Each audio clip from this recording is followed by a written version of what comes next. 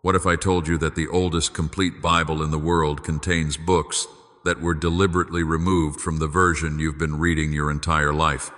Hidden in the highlands of Ethiopia, preserved in ancient monasteries that have stood for over 1,500 years, lies a biblical canon that tells a dramatically different story than the one approved by Western churches.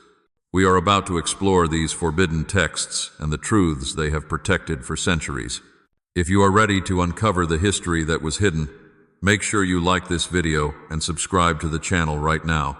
You will not want to miss what comes next. The rain against the window was a constant tapping rhythm, a gray curtain drawn across the world. Dr. Alara Vance watched the water trace hurried paths down the glass, blurring the London street below into a watercolor of wet pavement and muted light. Her apartment felt less like a home and more like a library in exile. Stacks of books covered every surface, teetering columns of research that had once been her armor and were now her only monuments. The academic world had closed its doors to her, softly but firmly, after her last paper. She had dared to suggest that the very foundations of the accepted canon were incomplete, that the earliest church fathers had not been quoting metaphor, but citing sources. Sources that were now conveniently, or perhaps deliberately, missing. The response from the establishment had been polite dismissal, a paternalistic pat on the head that effectively ended her career. She turned from the window, the chill of the room settling into her bones. Her coffee, long cold, sat on a stack of Aramaic lexicons. It was on this bleak afternoon that the package arrived. It was not a crisp box from an online retailer. This was something different. The postman handed her a heavy rectangular parcel wrapped in thick brown paper and tied with rough twine. It was damp from the rain and smelled faintly of dust and something foreign, something like spice. Her name was written on the front in a familiar, elegant script that made her heart ache. Professor Alistair Finch. Alistair had been her mentor, the only one who had encouraged her radical theories. He was a man of towering intellect and quiet conviction, a tenured giant who had used his position not to build a fortress, but to launch expeditions. He had passed away 3 weeks ago, a sudden departure that had left Alara feeling utterly unmoored. This package was a message from the grave. Her fingers trembled slightly as she untied the wet twine. Inside the paper, nestled in a bed of wood shavings, were 2 objects. The first was a small, tarnished silver cross. It was not the familiar Latin design. This was intricate, complex, a pattern of interlocking lines that she recognized immediately. It was an Ethiopian cross, worn smooth by time and touch. The second object was the source of the package's weight. It was a leather-bound journal, its cover stiff and warped by humidity and age. The leather was dark, almost black, and brittle at the edges. She opened it with the care of a surgeon. The pages were thick, creamy parchment, filled with dense, faded brown ink. The handwriting was precise, the script of a man accustomed to documenting his world. She turned to the first page, her breath catching in her throat. There, at the very top, was a date. It was not a recent entry. It read in clear, unmistakable figures, 1773. The world outside the window dissolved. The sound of the rain, the chill in the air, the sting of her academic rejection, all of it faded, replaced by the scent of old paper and the quiet scratching of a quill pen from 2.5 centuries ago. Alara sat, the journal open in her lap, her hands tracing the embossed lines on the cover. This was not just an antique, this was a primary source. She recognized the name on the flyleaf instantly. James Bruce, the Scottish explorer, the man who had journeyed into the heart of what was then Abyssinia, searching for the source of the Nile. He was a figure of legend, half adventurer, half myth, a man who had returned to Europe with tales so fantastic that polite society had branded him a liar. But Alara knew what he had also brought back. She read, mesmerized, as the journal's voice transported her. Bruce wrote not of geography, but of discovery. He described the sheer, isolated highlands of Ethiopia. He wrote of ancient monasteries, perched on mountains that seemed to touch the sky, places that had stood for over 1,500 years, preserving a faith untouched by the councils of Rome or Constantinople. Then she found the entry that made her stop. Bruce described his astonishment. He had been shown their scriptures. While the Bible she knew contained 66 books, the Ethiopian canon held 81. And among them, he had found it. He had found the complete Book of Enoch. Ilara leaned forward, her pulse quickening. This was the very text she had built her ruined career on, a book lost to the Western world for over 1,000 years. A book she knew, with absolute certainty, was quoted directly in the New Testament. The establishment had called Enoch a late-date fabrication, a curiosity. But here was Bruce, in 1773, holding a complete copy that the Ethiopian church had never lost. They had been reading it all along. This was validation. This was the proof Alistair had left for her. She read on, her excitement growing, but the journal's tone shifted. The later entries became more cryptic, the handwriting more hurried. Bruce wrote of his conversations with the monks, his growing realization that Enoch was only the beginning. He mentioned a deeper secret. Ilara found the final, hurried entry on the last page.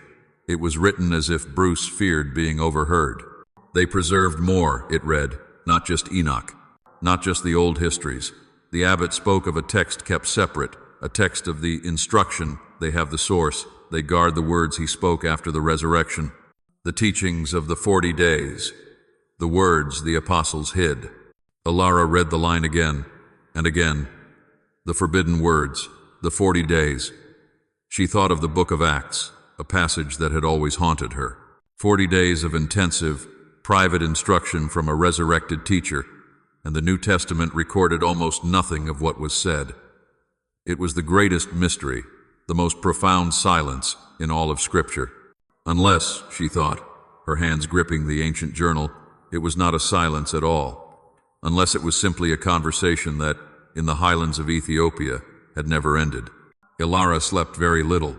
The journal lay open on her desk, illuminated by the single cone of light from her lamp, while the rest of the apartment remained in shadow. The final entry from James Bruce echoed in her mind, the words the apostles hid. It was an accusation that spanned centuries, a claim so profound it felt like blasphemy. Yet it came from a man who had held the lost Book of Enoch in his hands, a text the establishment had dismissed until Bruce had proven its existence. She spent the morning hours cross-referencing her own research, pulling volumes from her shelves. The evidence was there, scattered in fragments. Early church fathers, men like Clement of Alexandria and Origen, had referenced texts that were now gone, speaking of a deeper, private teaching. She had always theorized this. But Bruce's journal suggested the complete, unedited source still existed in one specific place. A sharp, confident knock echoed through her apartment. It was not the postman. It was too precise, too impatient. She looked through the peephole and saw a man she did not recognize. He was tall, dressed in a perfectly tailored dark gray suit that seemed immune to the city's dampness. His hair was short, his face angular and composed. He looked like he belonged in a boardroom, not on her worn welcome mat. He knocked again, the same measured, demanding rhythm. Ilara opened the door, leaving the security chain in place. "Dr. Ilara Vance," he said. It was not a question. His voice was smooth, cultivated, with an accent she could not immediately place. "May I help you?" she replied. "My name is Silas. I am an associate of the Custodes Foundation. I believe you received a package yesterday that belongs to our archives." Ilara's blood ran cold. The journal. He knew about the journal. "I think you have the wrong address," she said, her voice steadier than she felt. Silas smiled, a thin, polite expression that did not reach his eyes. "I assure you, I do not. The package was sent by Professor Alistair Finch. It contains a field journal from the 18th century. It is a valuable item, and it was removed from our collection without authorization. I am here simply to retrieve it." "Alistair was my mentor," Ilara said, her grip tightening on the doorknob. "He left that journal to me." "Professor Finch was a valuable consultant for many years," Silas said, his tone still perfectly reasonable. However, toward the end of his life, his enthusiasm sometimes clouded his judgment. "The journal is the property of the Foundation.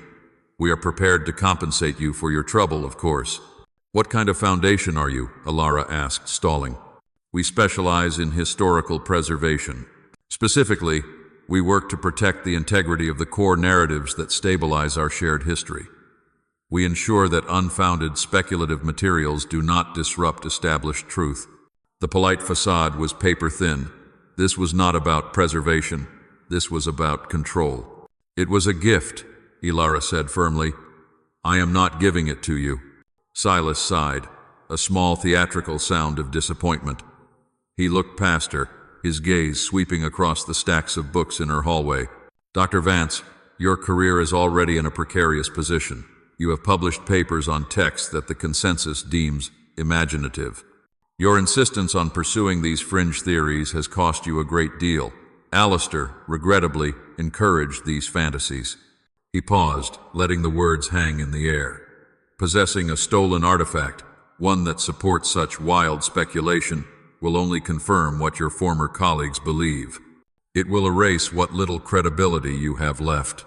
It would be a tragedy to see Alistair's legacy, and your own, defined by delusion.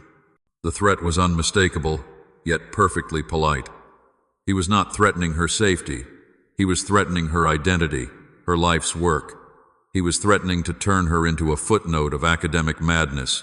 Some narratives are left incomplete for a reason, Doctor, he said softly, his voice dropping to a near whisper. They are the load-bearing walls of our institutions. You push on them, the entire roof risks collapse. Not just on you, but on everyone who needs that shelter. Give me the journal. Let this fantasy end. You should leave, Ilara said, her hand shaking. Silas studied her for a long moment.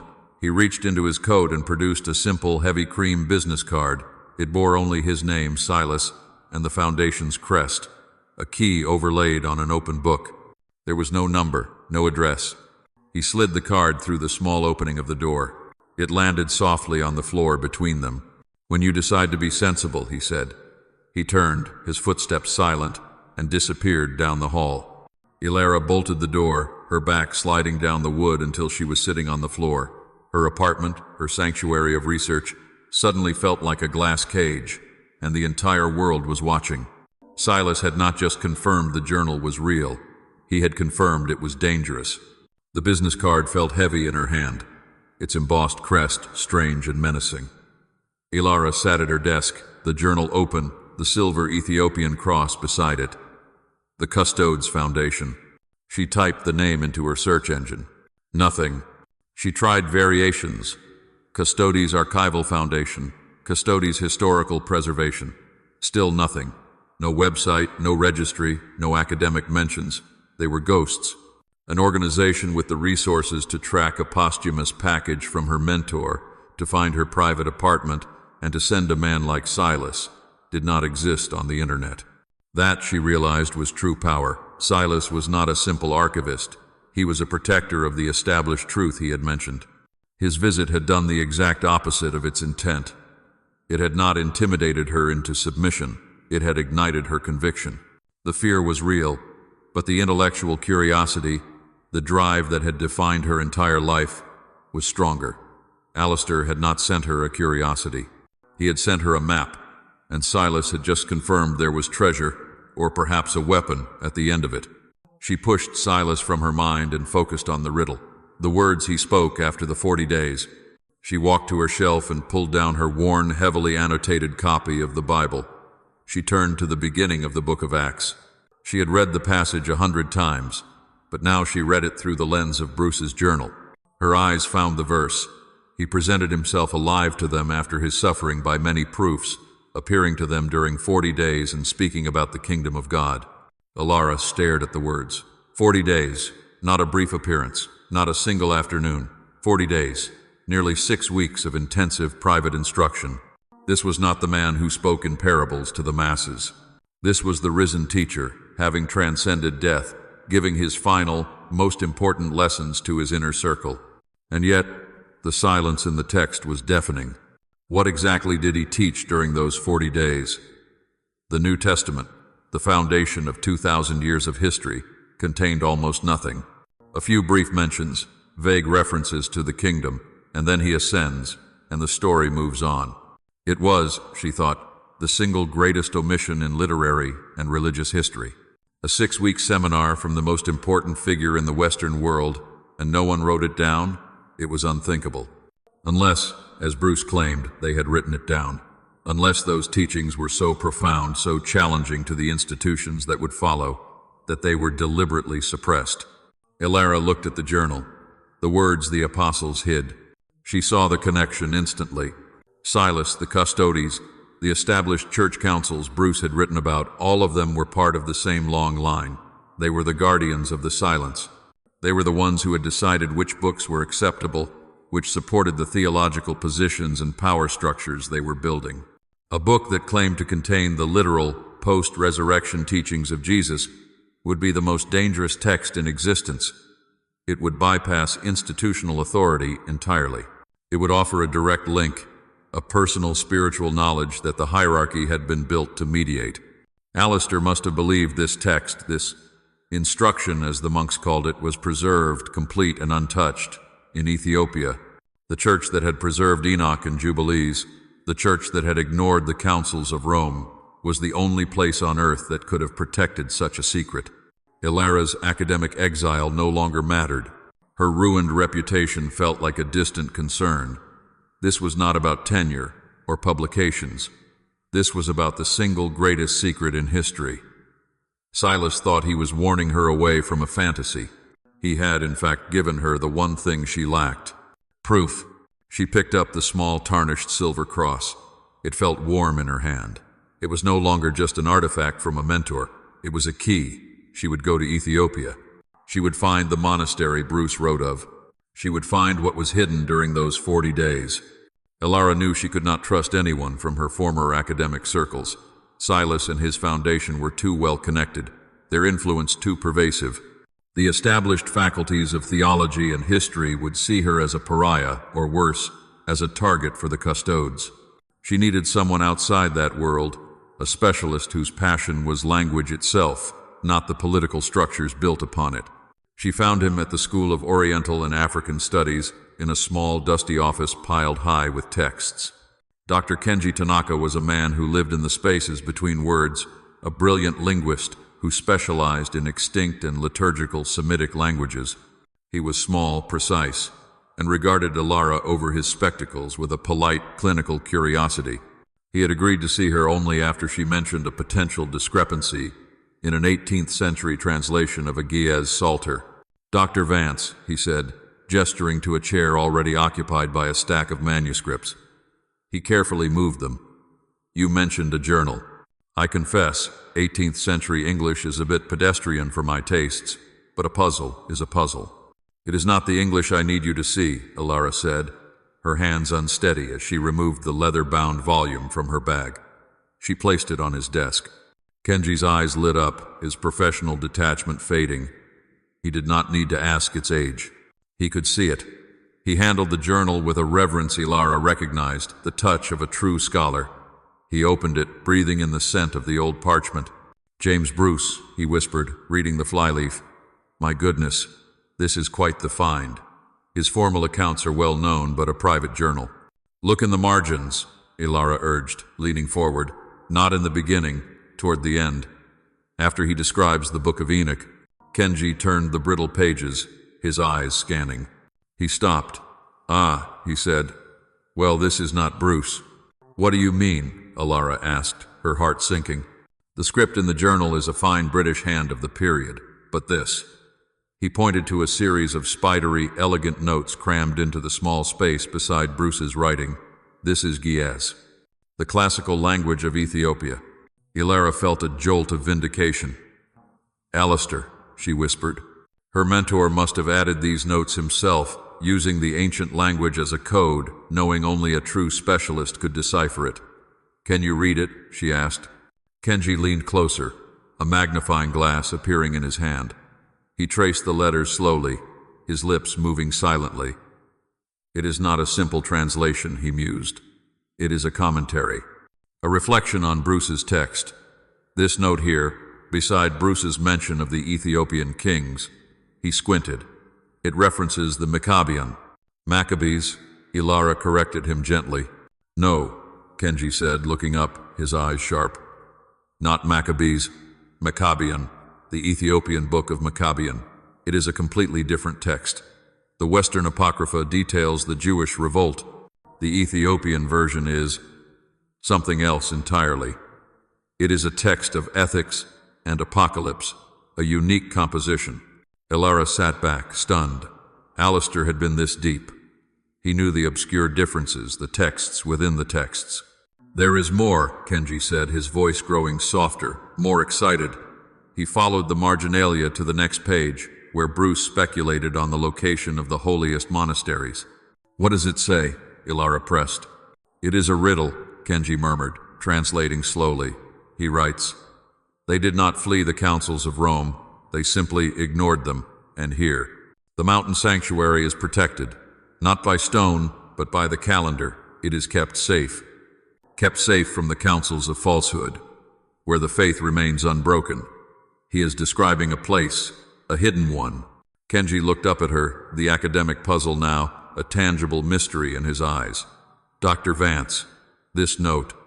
It implies a schism older than the ones we know. It speaks of a preservation, a deliberate, conscious effort to protect a specific theology from the rest of the world, from Rome, from Constantinople, from everyone." He pointed to the final Ge'ez word, written with a strong, definitive stroke. "This word here," he said. "It means the instruction." He believed Bruce was close, but that he missed the final piece. The instruction. This is what the monks of this hidden place preserved. Ilara finally had the word. The instruction. The teachings of the 40 days. Alistair had not just left her a clue, he had left her a destination. Leaving London was an act of paranoia. Ilara booked 3 different flights under 2 variations of her name, paying for 2 of them in cash at the airport before finally boarding a packed airliner bound for Addis Ababa. She traveled light, with only a backpack, a change of clothes, and the journal, which was now strapped to her body under her jacket. The small silver cross was in her pocket, its worn metal, a constant, grounding presence. She felt the sense of being followed long before she could prove it. It was a weight in the air behind her, a prickling on her neck in the crowded terminal at Heathrow. She caught a glimpse of a man, nondescript, in a dark coat, reading a newspaper. He seemed familiar, but she dismissed it. When she landed in Addis Ababa, the feeling returned, magnified. The air was thin, the altitude catching in her lungs. The light was a brilliant, sharp gold, unlike the watery diffusion of London. As she waited for her visa, she saw him again, the same man from Heathrow. He was not looking at her. He was speaking quietly into a phone, his gaze fixed on the arrivals board. He was one of them. Silas was not just a man. He was an organization, and his reach was global. Ilara's hands shook. This was no longer an academic pursuit. Her mentor, Alistair, had been thorough. Tucked within the journal was a piece of paper with a single name and an address for a small parish in the capital. It was her only contact. She took a taxi, the city, a vibrant, chaotic blur of blue and white, and arrived at a quiet church. Her guide was not the weathered adventurer she had expected. He was a young man, barely in his 20s, named Dawit. He was a deacon in the Ethiopian Orthodox Tewahedo Church, tall and slender, with eyes that were ancient and wary. He wore a simple white robe, and his skepticism was a palpable force. They sat in a small, cool room, the air smelling of incense. "You are the scholar Professor Finch wrote to us about," Dawit said, his English perfect and formal. He had not offered her tea. "I was his student," Ilara said. "He told me you were the one who could help me navigate the Highland monasteries. I am researching the textual history of—" "I know what you are researching," Dawit interrupted, his voice polite but firm. "You are like the others who come here. You seek sensation.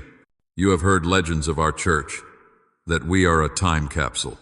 You hunt for lost arks and hidden gospels, things to make headlines in your world. But our faith, Dr. Vance, is not your fantasy. It is our life." Ilara felt the sting of the rebuke. "I am not a treasure hunter," she said, her voice low. "I am a textual critic. I believe your church has preserved texts that are vital to history, texts that were deliberately suppressed." Dawit finished for her. "Yes, we know the story. That we are the ignorant ones who, by geographic luck, saved what the wise councils of Rome and Constantinople threw away. It is a story that still paints us as primitive. It is not true. We did not accidentally preserve these books. We kept them. We knew their value. We still do. He stood, signaling the end of the meeting. The highlands are vast. There are thousands of monasteries. They are not open for tourists seeking heretical theories. I cannot help you. Ilara felt a cold panic. She had come all this way, and she was at a dead end. Silas's man was in the city. She had nowhere else to turn. Desperate, she reached into her pocket. "Alistair left me this," she said, her voice cracking slightly. She held out the small, tarnished silver cross. DeWitt stopped. His entire demeanor, the dismissive posture, the wary eyes, all of it vanished. He stared at the cross, his skepticism evaporating, replaced by a profound, almost shocked reverence. He reached out but did not take it. He gently touched it with one finger, tracing the intricate, interlocking pattern. "Where did you get this?" he whispered, his voice completely changed. "My mentor, Professor Finch. It was with the journal." DeWitt looked from the cross to her face, searching her. "He did not tell you what this is," he said. "It was a statement, not a question." "No," Ilara said. "Only that it was important." DeWitt slowly took the cross from her hand, his palm cupping it as if it were a living thing. "This is not just a cross," he said, his voice low. "This is a marker. It is a gebeta, a key. It belongs to a path, a pilgrimage route that has not been used in many generations. My great-grandfather, he was a memhir, a teacher. He told us stories of this route. The Mengede Saifet, the path of the preservers. I thought it was only a story, a tale for children." He looked at her, his eyes no longer wary, but wide with a new, unsettling understanding. He now saw her not as a foreign thrill-seeker, but as a messenger, a participant in a mystery far older than either of them. He closed his hand around the cross. "I cannot take you to find a fantasy, Dr. Vance," he said, "but I must honor this. I must follow the path that this belongs to. If you are truly seeking what was preserved, then I will take you to the highlands. But I warn you, the places this path leads, they are not for the idly curious." The air in the highlands was a knife. It was thin, cold, and so clear that the sky seemed an impossible deep blue. The journey upward was arduous, a slow procession along narrow paths carved into the faces of the mountains. Below them, the world fell away into canyons of shadow and vast rocky plains. Ilara Vance walked, her lungs burning, her legs aching, but her mind was electric. DeWitt moved ahead of her with a quiet, practiced endurance, his white robes a stark contrast to the immense gray and brown of the landscape. The silence of the high altitudes was profound, broken only by the crunch of their boots on the gravel and the occasional cry of a distant hawk. It was in this vast silence that Ilara felt it most acutely. They were being watched. She had felt it in Addis Ababa, but here it was undeniable. There was no one visible on the path behind them. There were no other travelers. Yet twice she had caught a glint of light from a distant ridge, a brief flash, as if sunlight had struck a lens. She told herself it was the sun on wet rock or a piece of mica, but she knew it was not. Silas had not given up. His foundation had eyes everywhere. The man from the airport, the shadow in the city, had followed them into the wilderness. "We are not alone," she said to DeWitt when they stopped to rest, her voice sounding small in the open air. DeWitt did not look surprised. He only nodded, his gaze scanning the opposite canyon wall. "They do not know the path," he said quietly. "They only know how to follow. They are blind men, walking behind those who can see." His calmness was a comfort, but it did not lessen the cold knot of fear in her stomach. That evening, as the sun began to bleed purple and orange across the horizon, they arrived at a small village. It was a cluster of stone huts clinging to the mountainside, a place that seemed untouched by the centuries. Smoke rose from a central fire, and the faces that greeted them were ancient, etched with sun and wind. DeWitt spoke to the elders in Amharic, his voice respectful, melodic. Ilara sat apart, the outsider, clutching the journal to her chest. After a long time, DeWitt returned to her. He carried a small bowl of warm, roasted barley. "What did you tell them?" Ilara asked. "I told them we are pilgrims, following the old way. I showed them the cross." He looked back toward the elders, who were now watching her with a new, intense curiosity. "They know the path of the preservers. They have not seen anyone walk it since their grandfather's time. They offered us shelter. Later, huddled by the warmth of the fire, Dawit began to speak softly.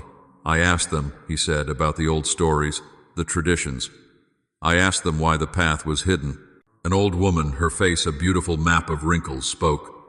Dawit translated her words, his own voice filled with a strange awe. She says the path was not made for men to walk easily. It was made to guard the high places from the ones who came down. Ilara's breath caught. The ones who came down, she repeated. Yes, Dawit said. She says that long ago, before the flood, there were Tiawati, the Watchers. They descended to this very earth, to these mountains. They were beautiful and terrible, and they taught humanity forbidden arts. They taught men how to forge weapons, and women how to paint their faces. Ilara stared at him, her hands trembling. This was not a garbled myth. These were the precise details. The Book of Enoch, she whispered. She has never read the book, Dawit replied, his eyes wide. No one here has. This is the Tewast, the oral tradition. It is the story they have told around this fire for 1,000 years. She says the Watchers took human wives, and their children were giants. She called them Nephilim. Ilara finished. Dawit nodded. This is why our ancestors kept the book, Ilara, because they never forgot the story. Your world lost the text, so you lost the memory. Our people kept the memory, so we never lost the text. To us, it is not a forbidden book. It is history. It is the story of our land. Ilara looked out into the vast, gathering darkness of the highlands. The mountains were no longer just geography. They were the setting of the oldest story, a living testament to the very text she had come to find. The shadows on the ridges seemed deeper now, and she knew with a chilling certainty that the man who followed them was not just an operative. He was the heir of the councils, the man sent to enforce the silence, to ensure these stories remained mere fantasy. They left the village before dawn, their path now illuminated by Dawit's renewed sense of purpose. He was no longer just a guide. He was a guardian of his own history. But their progress was halted 3 hours later. They rounded a sharp bend, a narrow ledge over 1,000-foot drop, only to find the way completely gone. A raw, fresh landslide had obliterated the path. A mountain of rock and reddish earth had cascaded down, leaving a sheer, impassable scar on the cliff face. It was total. There was no way forward. Dawit stopped, his face paling. He touched the small wooden cross around his neck. It is an omen, he whispered. The mountain itself forbids us. We must turn back. Ilara walked to the edge of the rubble, her heart pounding. The rock was loose. It was too fresh. This was not a natural event, not entirely. It was too precise, too convenient. This was Silas. No explosives, no direct violence, nothing that could be traced. Just a simple application of force in the right place, a nudge to the unstable mountain, and her path was erased. It was a demonstration of power, a message that he could close any door. No, Ilara said, her voice shaking with frustration and a sudden desperate clarity. It is not an omen. It is a roadblock. It is meant to stop us. Then it has succeeded, Dawit said, his hope broken. There is no other path. This is the Mengele Saifet. It is gone. No, it is not, Ilara said, her mind racing. She scrambled back to her bag and pulled out the journal. She frantically turned the pages, searching for the Gea's notes that Kenji Tanaka had translated. She found the line. Dawit, what did Alistair's note say? What did Kenji read? The mountain sanctuary is protected, not by stone, but by the calendar. Dawit looked at her, confused. Yes, by time, by the holy days. What does that mean now? It means this is not the only path, Ilara said. She fumbled in the journal, turning to the notes Alistair had made about another of the lost books, the Book of Jubilees. She remembered her research, the academic debates. The Book of Jubilees, which the Ethiopian church preserved, described a completely different calendar system. It was not the lunar calendar of mainstream Judaism, or the Gregorian calendar of the West. It was a perfect, divine solar calendar of 364 days, divisible into 52 perfect weeks. This is it, she said, her finger tracing a section of Bruce's map that had been annotated by Alistair. We have been following the path that is visible to everyone. The path Silas could find, the path he could block. But the Jubilee's calendar, what if the path of the preservers is not one path, but many? Dawit looked at the map. What are you saying? This map, Ilara said, it is not just geographical, it is chronological. It is based on the solar calendar of Jubilees.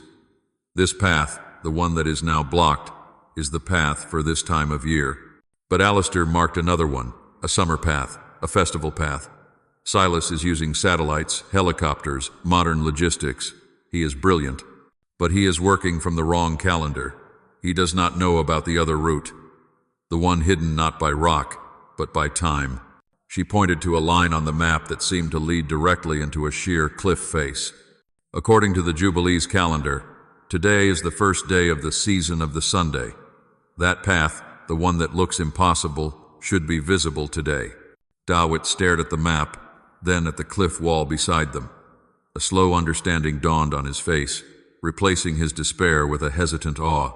He was looking at the practical application of his most sacred, ancient texts. This way, he said, his voice now firm. He turned away from the landslide and began walking toward the sheer rock face. He may have the power of the earth, but we have the power of the calendar. The path revealed by the Jubilee's calendar was not a path at all, but a series of barely visible markers on the stone, a route that defied modern logic. It led them up the side of a steep incline, shielded from the main pass, and deposited them onto a ridge Ilara had not been able to see from below. They walked for another hour in the thin, sharp air, the world around them a silent expanse of rock. Then, Dawit stopped. There, he said, his voice hushed. Ilara looked down into a wide, protected basin, a sudden, impossible oasis of green in the high desert. In the center of it, built from the same red rock as the mountains, was a sprawling complex. It was ancient, solid, and very much known to the world. It was one of the famed Abba Garima monasteries, a name Ilara knew from her deepest research. It was a place where legend said the Gospels had been written in a single day. They approached with humility, Dawit leading, his pilgrimage cross now visible. They were met not with suspicion, but with a quiet, observant welcome. Monks with faces like carved history regarded them, their eyes holding a peace Ilara found unnerving. Dawit explained their purpose in Amharic, his voice low. He did not speak of the chase or the landslide. He spoke of Alistair, of the journal, and of the path of the preservers. He presented the silver cross. The atmosphere shifted. The monks led them inside, the air cooling immediately, the scent of incense and ancient parchment filling her lungs. They were brought before the head monk, the abbot, a man whose age was impossible to guess. He sat in a small, rock-hewn room, a single shaft of light illuminating the space. Ilara, feeling the weight of her intrusion, began to explain her academic credentials, but the abbot raised a hand to silence her. He looked at Dawit, then at the cross Ilara held. "You follow the old way," the abbot said, his English as clear and precise as Kenji Tanaka's. "Few have walked that path in our memory. You seek the texts. We seek to understand what was saved," Ilara said carefully. The abbot nodded. "Many come to us," he said. "They come with cameras and machines. They look at our treasures. They point to our Gospels." He gestured to a heavily guarded case. "They tell us, your Gospels are from the 4th century. They are the oldest. You are a time capsule." They say this as if we are a box of dead things preserved by accident. He rose slowly and led them to the case. Inside, on cushions of silk, lay the Garima Gospels. They were illuminated, the colors still shockingly vibrant, the Ge'ez script a flow of perfect, sacred art. Ilara stared at manuscripts that had been created 1,500 years ago. "This," the abbot said, "is our proof to the world, proof that our tradition is as old or older than that of Rome. We show them this, and they are satisfied. They write their papers and they leave. They do not ask the next question." "What question?" Ilara whispered. The abbot turned to face her, his dark eyes searching. "They do not ask why our faith is different. They do not ask what these Gospels and Enoch and Jubilees tell us. They see artifacts. We see a living truth. You," he said, "you come with the key of the pilgrim. You are not asking about artifacts. You are asking about the source." "The instruction," Ilara said, her voice barely audible, the high monastery. The abbot's face became still. He did not seem surprised, but a deep sadness entered his eyes. So, you know of the place that is not a place. The place hidden not for its own sake, but for the sake of the words it keeps. You must understand. What we have here, he gestured to the ancient Gospels, is the foundation. What they have is the tower. It is the teaching that the councils could not permit. The councils, Ilara repeated. Nicaea, Laodicea. The men who standardized, the abbot said, a coldness entering his voice. The men who made the faith a tool of empire. They built a church with a strong, wide gate. But the instruction is the narrow path. They declared our other books, the ones you know, Enoch, Jubilees, the Ascension of Isaiah, to be apocryphal. They were not apocryphal. They were simply uncomfortable. They spoke of a personal knowledge, of a cosmology that did not require a priest as an intermediary. And the instruction. He paused, looking toward the high mountain peaks visible from the window. The instruction is the most uncomfortable truth of all. Yes, the high monastery is real. It is from there that this cross came, but its location was hidden to protect it from the very men who claim to speak for God, to protect it from the men who hunt for it still. Men like Silas, Ilara said. We do not know their names, the abbot replied. We only know their purpose. They are the custodies, the guardians of the incomplete. They believe that humanity needs the wide gate. They believe the tower is dangerous. They have been searching for that monastery for centuries. They seek to complete the silence that their councils began. They must not find it. He gave them a blessing, a simple touch to their foreheads. You may follow the pilgrim's path, but know this. It is one thing to be a scholar, it is another to be a steward. The path will ask you which you are. They left the monastery with a new urgency. The abbot's confirmation was a validation, but his warning was a fire at their backs. They followed the pilgrim's markers, which were now taking them away from all known routes, into the true wilderness of the high plateaus. The landscape was breathtaking and terrifying, a place of immense, barren beauty.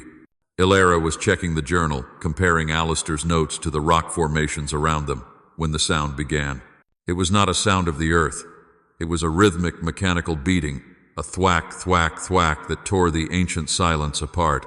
It grew louder, echoing off the canyon walls, building to a deafening roar. Dawit grabbed Ilara's arm and pulled her behind a tall spire of rock.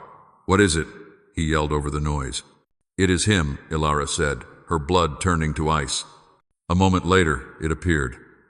A sleek black helicopter, looking like a predatory insect, crested the ridge. It moved with terrifying speed, its canopy reflecting the harsh Sunday. It was not a military machine, but a private, sophisticated craft. It passed them, then banked hard, turning back, its sensors clearly scanning the terrain. He found us, Ilara breathed, terror seizing her. The landslide, it was just to slow us down, to force us into the open. He knew we would find another way. The helicopter spotted them. It hovered 100 yards away, the downdraft tearing at their clothes, stinging their faces with sand. A loudspeaker crackled to life, and Silas's voice boomed across the mountains, impossibly calm, impossibly polite. Dr. Vance, the journal, please. It is the property of the Foundation. Do not make this more difficult than it must be. You are in a dangerous place. Allow us to retrieve you. Run, DeWitt shouted. He knew the terrain. He pulled Ilara toward a narrow fissure in the rock, a path she had not even seen. They scrambled into the canyon, the helicopter moving above them like a bird of prey. They ran for what felt like an eternity. The path was treacherous, a narrow ledge with a sheer drop of thousands of feet. The helicopter kept pace, sometimes disappearing behind a ridge, only to reappear ahead of them. Ilara knew she could not outrun it. We are trapped, Dawit, she yelled, pressing herself against the rock wall as the machine hovered, its noise a physical assault. Then they saw them. On the path ahead, where it widened, the helicopter was deploying men. Two figures, dressed in black retrieval gear, rappelled to the ground with practiced efficiency. They were not carrying weapons. They did not need to. They were athletes, operatives, and they were blocking the only way forward. Behind them, the path ended. They were cornered. Dr. Vance, Silas's voice echoed again. It is over. Be reasonable. Dawit looked at the men, then at the sheer cliff face beside them. He was breathing hard, but his eyes were not panicked. They were calculating. He was scanning the rock. Ilara looked with him, her gaze desperate. "Dawit, there is nowhere to go." "Yes, there is," he said. He pointed upward. Ilara followed his finger. Above them was a narrow, vertical crack, a chimney in the rock that rose up into the shadows. It looked impossible. It was a climb for a professional, not a scholar. "I cannot," she said. "Look at your journal," Dawit commanded, his voice sharp. The final note from Alistair, the final riddle from Bruce. What did it say? Ilara fumbled with the book, her hands shaking. She found the last page, the frantic script of James Bruce. She read the line he had written after the Ge'ez. The final ascent. The path of the needle's eye. It is not for the body, but for the breath. The needle's eye, Dawit said, a look of fierce joy on his face. This is it. The operatives were advancing, moving steadily. "I cannot climb that," Ilara said, her voice breaking. "You do not have to," Dawit said. He shoved his shoulder against a section of rock at the base of the chimney. It did not budge. "Help me." Ilara threw her weight against it with him. The rock scraped, then moved, revealing a dark, narrow opening. It was not a climb. It was a staircase. A set of steep, narrow steps carved directly into the mountain, disappearing up into the darkness of the chimney. It was the impossible path, hidden in plain sight. The operatives began to run. "Go," DeWitt yelled, shoving her inside. Ilara scrambled into the darkness. DeWitt followed, pulling the heavy stone mechanism back into place. It sealed with a heavy final thud. They were plunged into absolute blackness. The roar of the helicopter instantly cut off, replaced only by the sound of their own ragged breathing and the drip of water from somewhere deep within the mountain. The darkness was total. It was a cold, ancient blackness that felt heavy, a physical weight on Ilara's skin. The air was damp and still. The silence, after the percussive violence of the helicopter, was so profound it felt like a sound itself. Ilara's heart hammered against her ribs, the adrenaline of the chase leaving her weak and trembling. "Dawit," she whispered. Her voice was absorbed by the stone. "I am here." His voice came from just behind her. "Wait." There was a scratching sound, then the sharp scent of sulfur. A small flame sputtered to life as Dawit lit a match. In the brief, flickering light, Ilara saw that they were in a narrow, man-made tunnel. The steps continued upward, carved from the living rock. Dawit lit a small oil lamp from his pack, one the monks at Abu Garima had given him. The flame cast a warm, steady glow, pushing the immense darkness back. "The path of the needle's eye," Ilara breathed, staring at the perfectly cut, impossibly steep stairs. "They built this. How long has this been here?" "Since the beginning," Dawit said. "Since the first preservers came, seeking a place safe from the world. This mountain is not their fortress. It is their veil." They climbed. They climbed for what felt like hours, the air growing thinner and colder. The only sound was the scuff of their shoes on the stone and their labored breathing. The stairs spiraled upward, following the chimney, a secret passage hidden within the mountain's architecture. Ilara lost all sense of time, her world reduced to the step in front of her, the small circle of lamplight, and the steady presence of Dawit behind her. Finally, she saw a change in the darkness ahead. It was not light, but a lessening of the black. The tunnel opened out, the steps ending. They were standing on a wide ledge inside a vast, cavernous space. Dawit raised the lamp. Ilara gasped. They were in a chamber so large that the lamplight could not find the walls. But it was not a natural cave. The floor was smooth, leveled stone.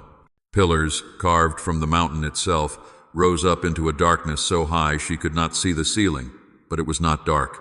High above, a perfect, circular opening had been cut in the mountain's peak, an oculus that let in a brilliant, pure column of the highland sky. It was a shaft of daylight that illuminated the center of the cavern, but it was completely invisible from the outside. The helicopter could fly over this peak 1,000 times and see nothing but rock. And in the center of that light, in the heart of the mountain, was the monastery.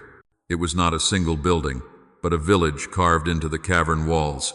Small cells, archways, and libraries were cut directly into the stone, rising in tiers.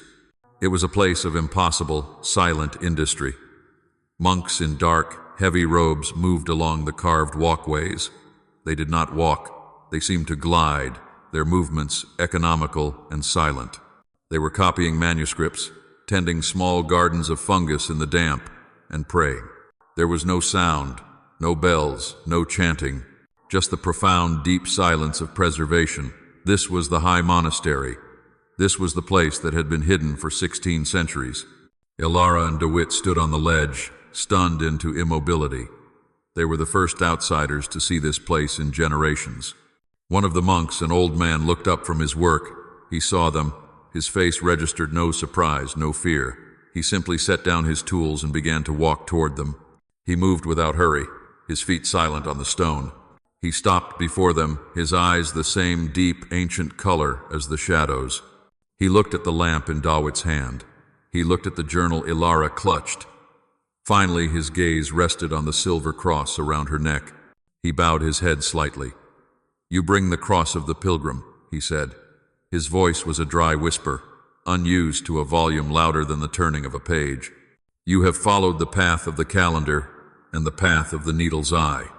We have been waiting. You seek the instruction."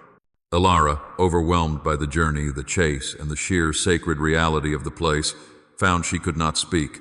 She could only nod, a tear tracing a path of dust and sweat down her cheek.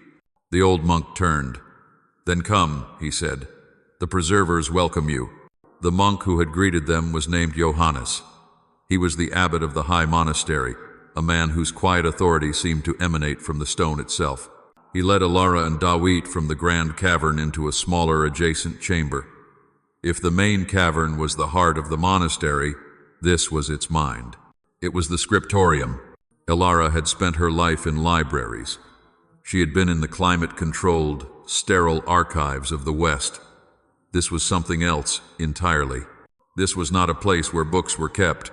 It was a place where they were made, a living continuation of a process that had not stopped for more than 1,000 years. The chamber was circular, its walls lined with hundreds of small carved alcoves. In these alcoves rested the codices, each one bound in dark, tooled leather. But the center of the room was a place of work. Monks sat at tall, sloping desks, their hands moving with a slow, practiced grace. Some were mixing inks from minerals and plants.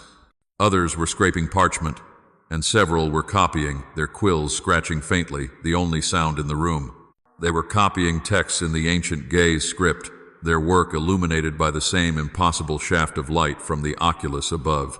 "This is the unbroken link," DeWitt whispered, his voice thick with reverence. He was a man of the church, but this place was a myth made real even for him. "We do not just guard," Abbot Johannes said, his voice soft. "We continue. A text that is not copied, a story that is not told, is already gone. Each generation, our monks must create a new copy of the canon. It is how we ensure the knowledge stays alive, not just on the page, but in the hand and in the heart." Ilara walked to the shelves, her fingers tracing the spines. She felt a profound electric connection to the past. These were the books that Alistair had sent her to find. "The canon," she said, her voice unsteady. "The complete collection." "Yes," Johannes said. He gestured to the shelves, a simple, encompassing motion. "While your councils in Nicaea and Laodicea argued, while they made their lists of what to keep and what to discard, we simply kept everything. Your Bible, it has 66 books. Ours has 81. We did not see a reason to remove what God had given." Ilara saw them. The familiar names of Genesis and Exodus sat beside books she had only known as apocryphal or pseudepigrapha. There, preserved not as a curiosity but as holy scripture, was the Book of Jubilees, the text of the true calendar. And beside it, in multiple beautiful copies, was the text that had started her journey, the complete Book of Enoch. She reached out, her hand trembling, and touched the ancient leather of Enoch. It was real. It was not a fragment. It was not a translation of a translation. It was the source. "You have been reading this," she said to the abbot, "all this time, while the rest of the world called it a fantasy. We read what our fathers gave us." Johannes replied simply, "We never accepted the authority of those who sought to edit the words of the divine. To us, removing Enoch from our Bible would be as unthinkable as removing the Gospel of John. They are part of the same story. One cannot be understood without the other. Ilara looked at the rows of books, the work of the monks, the profound, peaceful industry of preservation. She finally understood. This was not a fortress. It was an ark. It was built to withstand a flood not of water but of institutional control, a flood that had washed away the true history of the faith for the rest of the world, and now she was standing on dry ground. Ilara could not move from the scriptorium. She felt as if she had been starving and had just been led into a banquet. She turned to the abbot, the academic questions she had held for years, the questions that had cost her everything, now pouring out. "The Book of Enoch," she said, her voice urgent. "For years I have argued. I theorized that the New Testament authors were quoting it as scripture. My colleagues said it was impossible. They said the text was a late fabrication." "It is not a fabrication," Johannes said, his patience as deep as the mountain. He gestured to a young monk who brought him one of the codices. The abbot opened it, the parchment pages crackling softly. He pointed to a passage written in the elegant Ge'ez. "This is the section your scholars call the parables, or the similitudes," he said. "They were written centuries before the birth of Christ. Please, read." Ilara did not read Ge'ez, but she knew the passages by heart. She knew what they contained. She looked at the script, and the translation formed in her mind. It was the vision of Enoch, where he beholds the Ancient of Days. And with him, another figure, one whose countenance resembled that of a man. "This," Johannes said, pointing to the text, "is the Welde Sebe, the Son of Man." Here, in Enoch, he is described. He is the pre-existent one, chosen before the creation. He is the one who will judge the kings of the earth. He is the one who will establish the eternal kingdom. Ilara felt a chill run down her spine, the kind that comes not from fear but from a sudden terrifying clarity. She thought of the Gospels. She thought of Jesus. "He called himself that," she whispered. Over 80 times in the Gospels, it was his preferred title. Not Messiah, not Son of God, but Son of Man. "Yes," the abbot said, a small, knowing smile touching his lips. "And your Western Christianity removed the book that explains what the title means. You created a theological puzzle, and then you forgot you had hidden the most important piece." Ilara sat down on a stone bench, the weight of the revelation hitting her. "All this time," she murmured, "scholars have debated what he meant. They called it an idiom, a common phrase. But it was not. It was a direct claim. He was identifying himself. When Jesus said they would see the Son of Man coming on the clouds of heaven, he was not inventing a new image. He was directly referencing the prophecies in Enoch. He was speaking to a people who knew these texts, Johannes affirmed. The writers of the Gospels, they assumed their readers had also read Enoch. They assumed everyone knew these references. The early church, the apostles, they understood this connection. Ilara looked at the ancient book. The foundation of her faith and her academic life was shifting beneath her. The Western Church had not just removed a book, it had severed the connection. It had created a theological void, making Jesus' central identity a mystery, when, to his original followers, it had been a clear, loud declaration. "Why?" she asked, though she already knew the answer. "Why remove it?" "Because," the abbot said, his voice dropping, "the Enochic Son of Man is a figure of cosmic authority, a teacher of hidden wisdom. He does not build institutions. He does not need intermediaries. He is the source. That kind of power is a threat to any hierarchy. It was a threat to the councils, and it is a threat to the men who hunt you now. The custodies do not fear a fantasy, Dr. Vance. They fear a context. They fear the book that explains exactly who he was." Ilara felt a new, more profound sense of dread. The silence from Silas was not a retreat. It was a calculation. He was not just trying to retrieve a stolen artifact. He was trying to prevent this very moment, this moment of understanding. He was the heir of the councils, the enforcer of the silence. Dawit, who had been listening with a rapt, almost painful intensity, stepped forward. He had grown up with these books as names, as legends. Now he was standing in the library that held them. "Abbot," Dawit said, his voice hesitant. "My grandfather, he was a priest. He used to speak of a text, one that he himself had only heard of. He called it the prophet's journey. He said it described the heavens, the ascension of Isaiah. Abbot Johannes nodded. Your grandfather was a wise man. It is here. He went to another alcove and retrieved a codex that seemed even older than the others, its leather cover worn smooth. He opened it, and the air filled with the scent of ancient parchment. This text, the abbot explained, his voice low, was once beloved by the early church. The fathers in Rome and Alexandria, they quoted it. They studied it. Then, like Enoch, it vanished from their approved lists. It was declared dangerous. Ilara leaned over the pages, her academic curiosity now a burning fire. She knew of this text, but only from fragments, from angry denunciations by later theologians.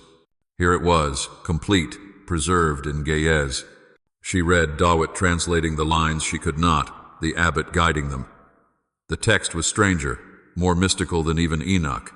It described the prophet Isaiah's death, and then his journey, a mystical ascent through 7 distinct heavens. He passes through the first heaven, Dawit read, his finger tracing the script, and the second. Each one is more glorious. He sees the angelic hierarchies, the battles, the true nature of the cosmos. This is incredible, Ilara murmured. It is a map of spiritual reality. But why would this be suppressed? It aligns with so much early mystical thought. Keep reading, the abbot said. Read what Isaiah sees. Read the prophecy. Ilara found the section. Her eyes widened. The text contained stunningly specific prophecies about the coming Messiah. It described his incarnation, his rejection, his crucifixion, and his resurrection, all in detail.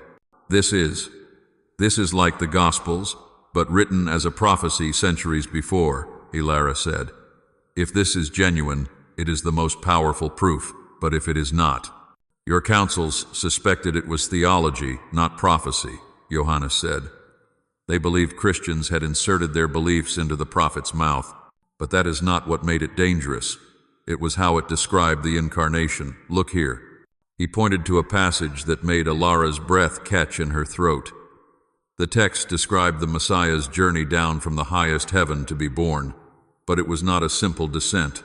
He descends through all 7 heavens, Ilara read, her mind struggling to grasp the cosmology, and at each level he disguises himself. He takes on the appearance of the angels of that level, so that the angelic rulers, the guardians of those realms, will not recognize him. She looked up, locking eyes with the abbot. She understood. The disguised descent, she whispered. This is a theology of immense complexity. It implies Christ's nature is fluid, changeable, able to take on angelic forms. It is a theology that later councils, obsessed with defining the exact, unchanging, rigid nature of Christ, could not permit, Johannes said. It contradicted their standardized definitions. It was too mystical. It was too strange. It did not fit the simple, controllable narrative they were building. And so, it had to be removed. It had to be declared a heresy. Ilara looked from the ascension of Isaiah to the book of Enoch. She saw the pattern. The suppression was not arbitrary. It was a targeted, systematic removal of complexity, a removal of any text that suggested a personal, mystical path, a removal of any text that described a cosmology larger, stranger, and more profound than the one the institutional church was willing to admit. These books, she said, they are not just forbidden, they are the motive, they are the reason the custodes exist. The revelations of Enoch and the ascension of Isaiah settled upon Ilara, a weight of profound tectonic significance. She understood the motive for the suppression, the deliberate, systematic tailoring of a faith. Abbot Johannes watched her, his ancient eyes missing nothing. He saw the academic curiosity in her face finally give way to a deeper, more personal understanding. He saw that she was no longer just a scholar seeking a discovery. She was a seeker who had found the door. You have seen the foundation, the abbot said, his voice a low whisper in the scriptorium. You have seen the context, the prophecies, and the warnings. Now you must see the center. You are ready for the instruction.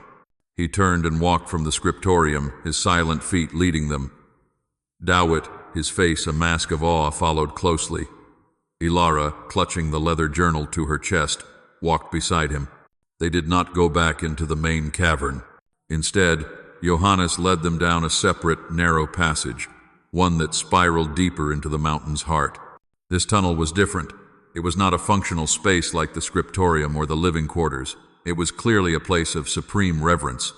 The walls were smooth, polished not by hand but by the touch of centuries. The air was perfectly still, cold, and pure. It felt less like a room and more like a tomb, a place where something had been laid to rest and yet was still perfectly alive. The passage ended in a small, circular chamber. It was unadorned. There were no carvings, no paintings, no gold. There was only a simple, dark wooden chest, resting on a flat stone altar in the center of the room. It was not a grand ark, but its simplicity spoke of an importance far beyond decoration. Abbot Johannes approached it. He did not kneel, but he bowed his head for a long moment. He produced a large iron key from the folds of his robe and unlocked the chest. The sound of the mechanism turning echoed loudly in the small space. He lifted the heavy lid. Inside, resting on a bed of faded burgundy silk, was a single codex. It was bound not in simple leather, but in dark, smooth wood, as if it were a piece of the chest itself. A single intricate Ethiopian cross was carved into the cover. This was it. The text that was not part of the 81-book canon. This was the instruction. For 16 centuries, Johannes whispered, his voice resonating with the weight of his office. My predecessors have guarded this. We have copied the canon, but we have preserved this. It is the words he spoke during the 40 days. His hands, steady and sure, lifted the codex from the chest. He did not give it to Ilara. He placed it on the stone altar. Read, he said. Ilara's hands were shaking so violently she could barely function. She reached out and opened the wooden cover. The parchment inside was finer, more delicate than the others, and the Ge'ez script was different. It was smaller, denser, as if the scribe were trying to capture a torrent of information. She began to read, Dawit translating the passages her mind could not immediately grasp. It was not a history. It was not a set of laws. It was not a blueprint for a church hierarchy. It was a practical, detailed, profound guide to spiritual transformation. It was, Ilara realized with a staggering, dizzying clarity, the secret knowledge that the Gnostic texts had only hinted at. But this was not a later reflection. This was the source. It was the risen teacher explaining, in precise, scientific detail, the nature of reality. He spoke of the journey of the soul, of the layers of consciousness, of the true makeup of the cosmos. He described how the kingdom of God was not a place, but a state of perception, a frequency that could be accessed directly by the individual through spiritual discipline. There were no priests mentioned. There were no bishops. There were no rituals of mediation. It was a text that rendered the entire structure of institutional religion unnecessary. It was a teaching of pure, unmediated personal access to the divine. This is. Ilara could not find the words. This is what he could not share with the masses, not because it was dangerous, but because it was too much. They would not have understood. He gave the parables to the crowd, Johannes said, his eyes closed. He gave the instruction to his disciples. He gave them the key to their own divinity. This is the truth that the councils feared. This is the truth that your Silas seeks to bury forever. For if this book were ever known, the foundations of the institutions that rule the world would crumble. Dawit stared at the page, a single tear rolling down his cheek. He was not seeing heresy. He was seeing the true, breathtaking scope of his own faith for the first time. The moment of profound, world-altering peace, the silence of the deepest truth, lasted for perhaps 10 seconds. Then, from the world above them, from the main cavern, came a sound. It was not a natural sound of the mountain. It was a deep, resonant thud, the sound of heavy impact. It came again and again. And then, a sound Ilara had not heard since the chase, a high-pitched, mechanical whine. Someone was breaching the entrance of the Needle's Eye. The single, deep chime of a bell echoed through the monastery. It was not a sound of panic, but of warning. Abbot Johannes's eyes snapped open, his face a mask of sudden, profound sorrow. The peace of the chamber was shattered. They have found us, he whispered. After all this time, they have found the path. He moved quickly, leading them from the sacred chamber, back up the spiral stairs. Ilara's heart hammered against her ribs. the ancient codex feeling impossibly heavy in her hands. She had brought this.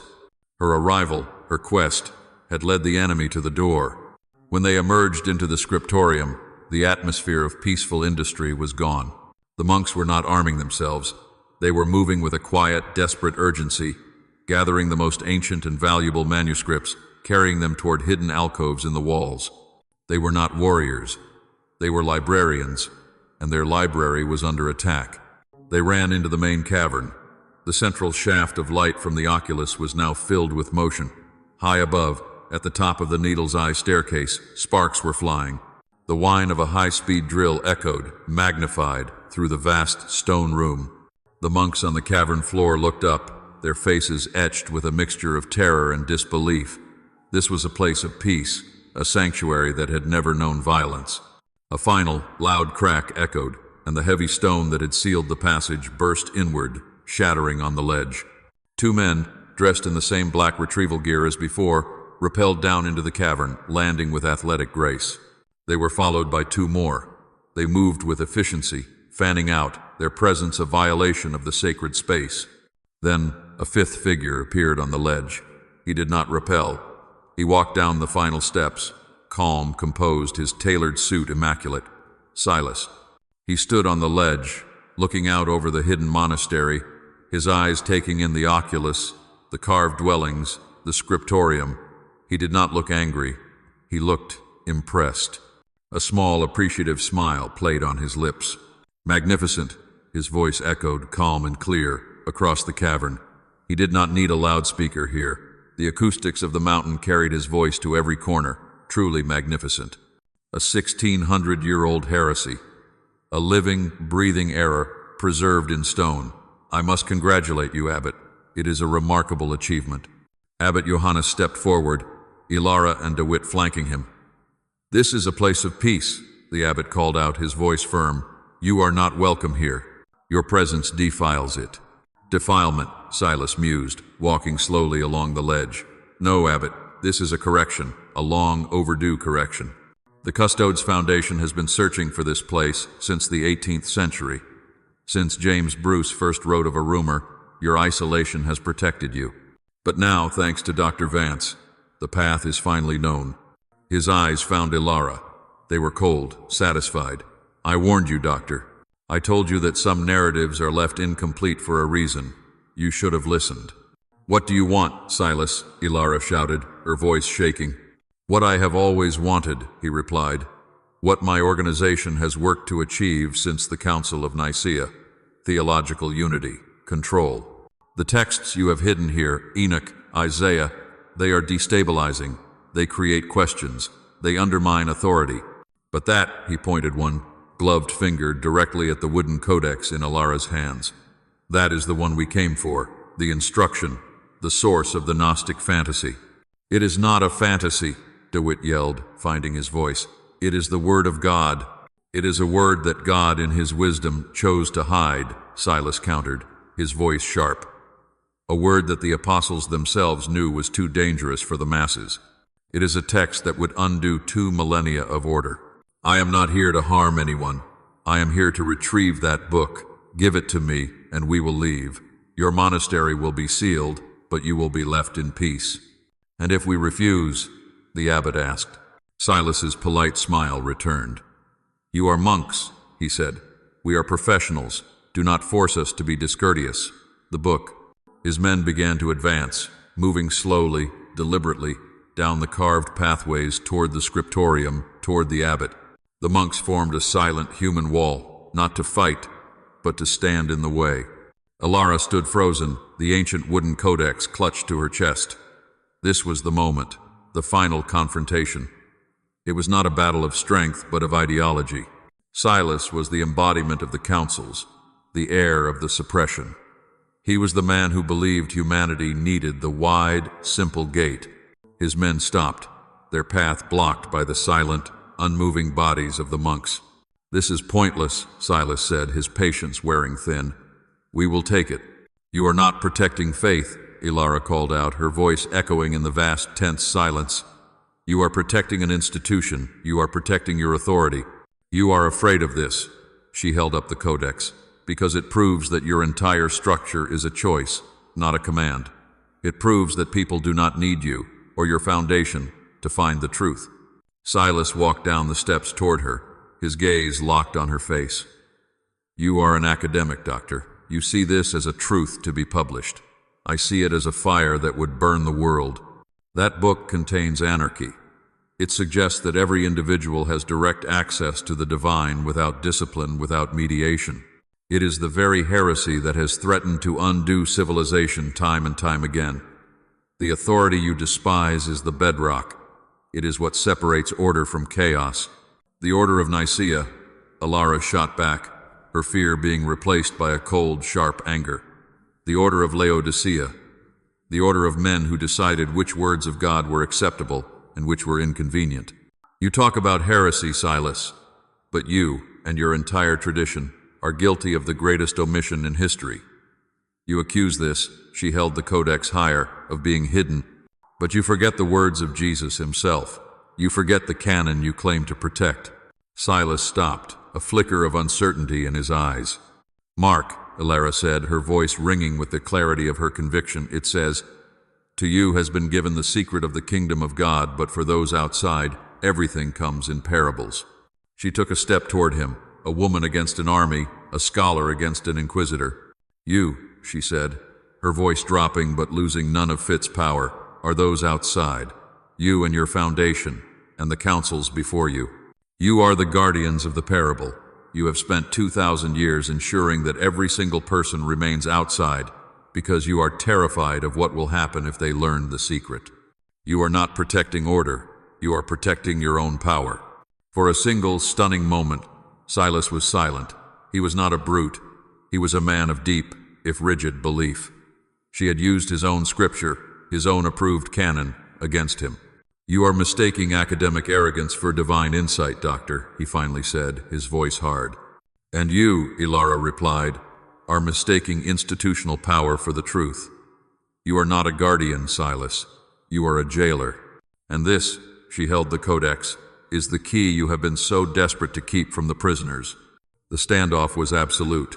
The silent monks, the black-clad operatives, the scholar, and the inquisitor. The entire hidden history of the faith, poised on the edge of a precipice, in a cavern hidden inside a mountain, with the truth held in one woman's hands. The cavern was utterly silent. The accusation Ilara had leveled, using the very scripture Silas claimed to protect, hung in the cold, still air. The monks stood as a silent wall, their faces passive but resolute. The black-clad operatives waited, their professional neutrality wavering in the face of this strange, ideological standoff. Silas's polite composure finally fractured. A flicker of genuine anger, the anger of a zealot whose faith has been questioned, crossed his features. He let out a short, sharp laugh. That quote from Mark, he said, his voice dripping with condescension. A brilliant academic flourish, Dr. Vance. You use a parable about parables to justify a heresy. You are holding a medieval forgery, a fantasy cooked up in this isolation, and you dare to compare it to the words of the apostles. He took a step closer, his voice dropping to a low, menacing tone. You have no proof. You have a handful of books, kept by a forgotten sect, that contradict 2,000 years of established, unified doctrine. These texts, your Enoch, your Jubilees, your instruction, they are fantasies, late-date fabrications. Ilara felt the ground shift. He was good. He was taking her evidence, the monastery itself, and turning it into proof of its own irrelevance. Isolation did not just preserve. It also allowed for deviation. All her work, her journey, balanced on this single point. Were these texts the ancient, suppressed originals, or were they the imaginative creations of a lost community? She looked at the codex in her hands. She thought of her research. She thought of the cold archives in London, the dusty papers that had cost her everything, and she realized she had one final card to play. It was not a theological argument. It was a fact. It was archaeology. Fabrications, Ilara repeated, her voice suddenly clear and strong, cutting through his certainty. You call them fantasies.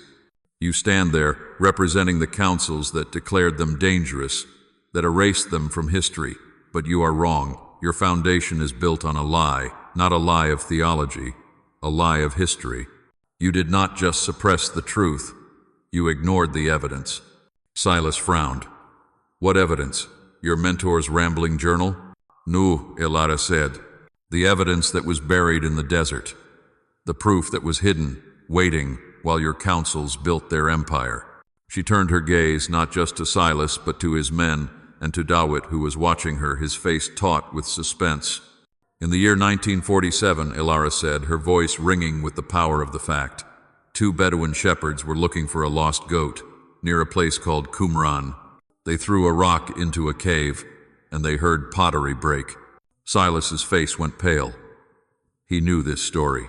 They found jars, Elara continued, pressing the advantage filled with scrolls, thousands of manuscript fragments, the Dead Sea Scrolls.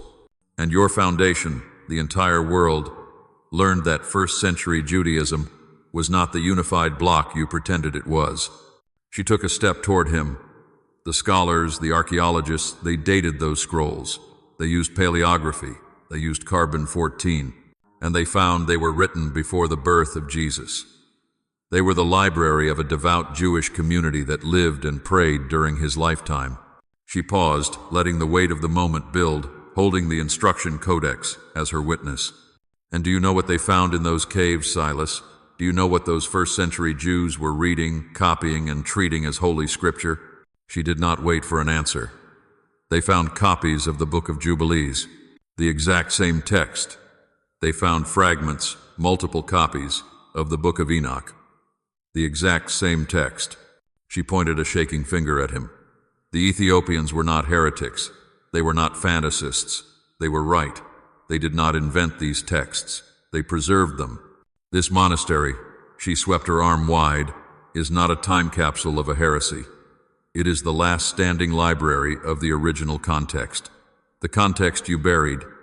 The scrolls in the desert vindicated them. They prove you are the one holding the incomplete story. They prove that you are the deviation. The silence that followed was absolute. Dawit was staring at her, his eyes shining, as if he was seeing the entire history of his people validated by this woman from the outside. Silas's men looked at each other, their certainty gone. Their mission was to secure dangerous fabrications, not to suppress verified ancient history. Silas was speechless. His entire argument, his life's work, was built on the premise that these texts were false. Elara had just provided cold, hard archaeological proof that they were authentic. The ideological victory hung in the air, but it was fragile. Silas had been defeated in argument, but he was not a man who conceded.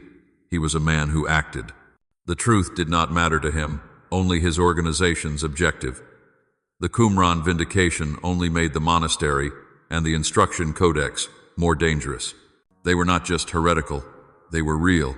History, Silas finally spat, his voice losing all its polish, is written by the victors. The councils made the decision. They chose order. That is the only truth that matters. He gave a sharp, subtle nod to his men. The debate was over. The operatives moved. They did not attack the monks. They moved through them, a coordinated, non-violent push like water flowing around stones. Their target was Elara. The monks, untrained for this, were pushed aside. Dawit moved to intercept them, placing himself between Elara and the advancing men. One of the operatives grabbed his arm, twisting it, forcing him to his knees.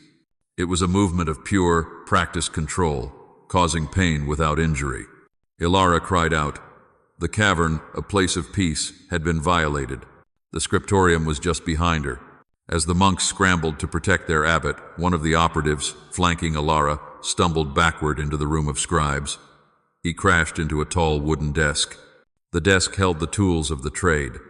Jars of ink, knives for scraping parchment, and a small lit oil lamp that one of the scribes had been using for fine detail. The lamp wobbled, tipped, and fell. It shattered on the stone floor, the burning oil splashing across a stack of dry, unbound parchment leaves. The effect was instantaneous. A flash of orange, a whoosh of air. The ancient dry pages ignited. The fire, starved for centuries, leaped with a hungry roar, climbing the wooden shelves, catching the spines of the leather-bound codices. No! Abbot Johannes cried out, a sound of pure physical agony. The scriptorium, the mind of the monastery, was burning. The scene descended into chaos.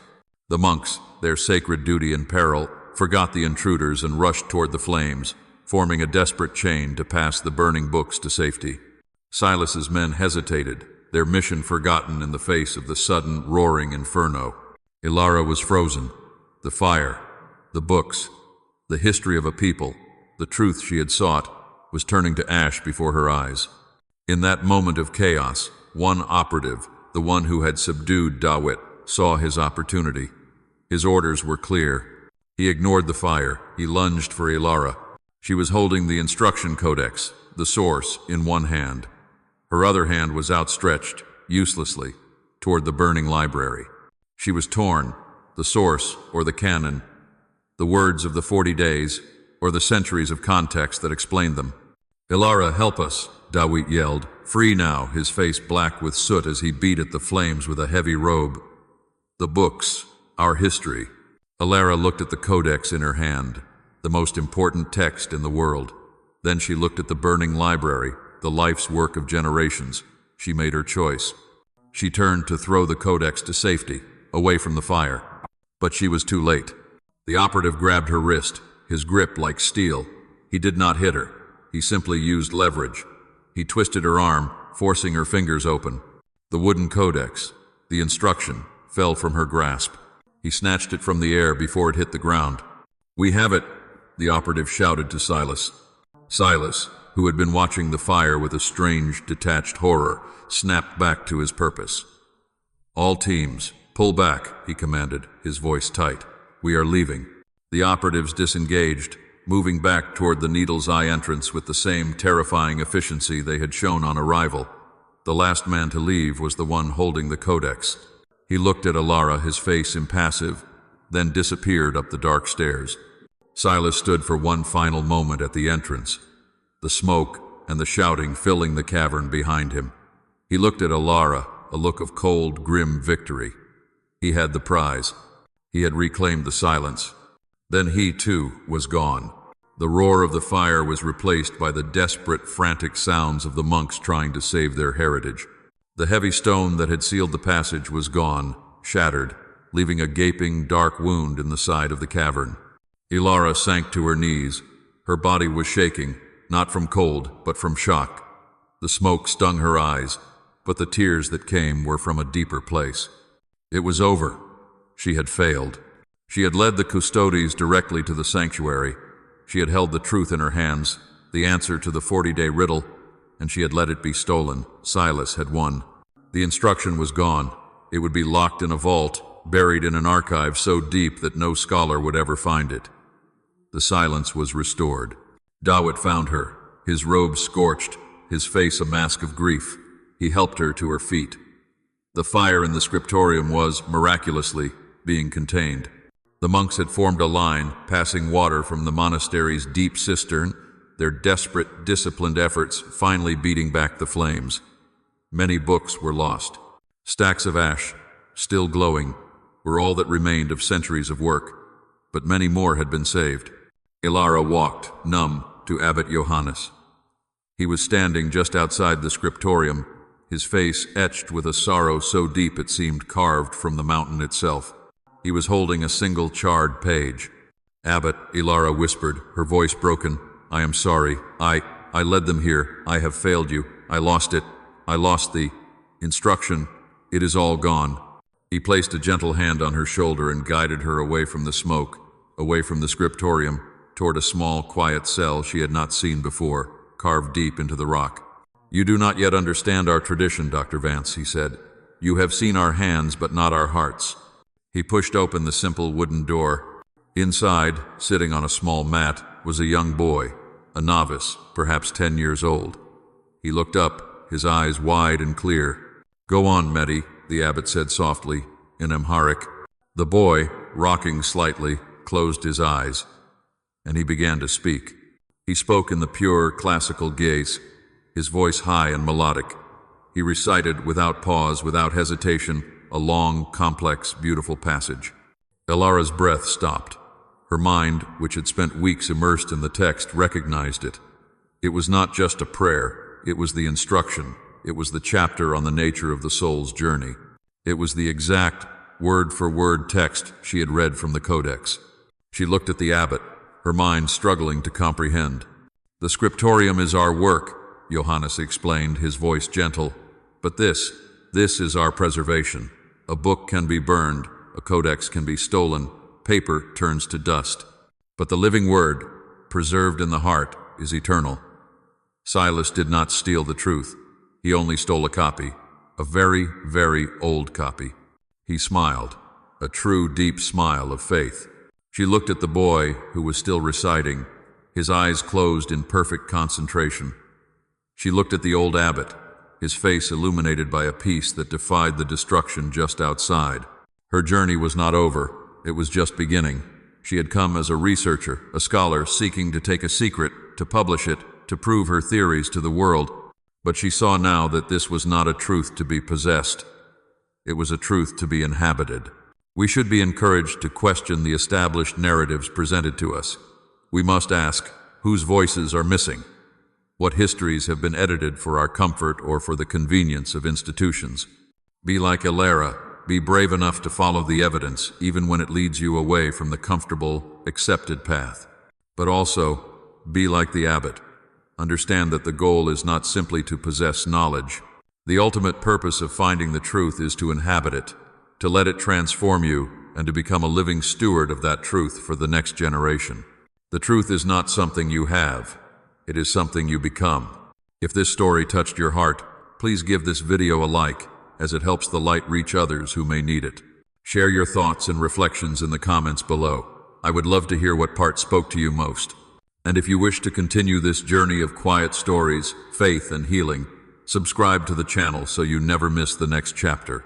May the light stay with you, always.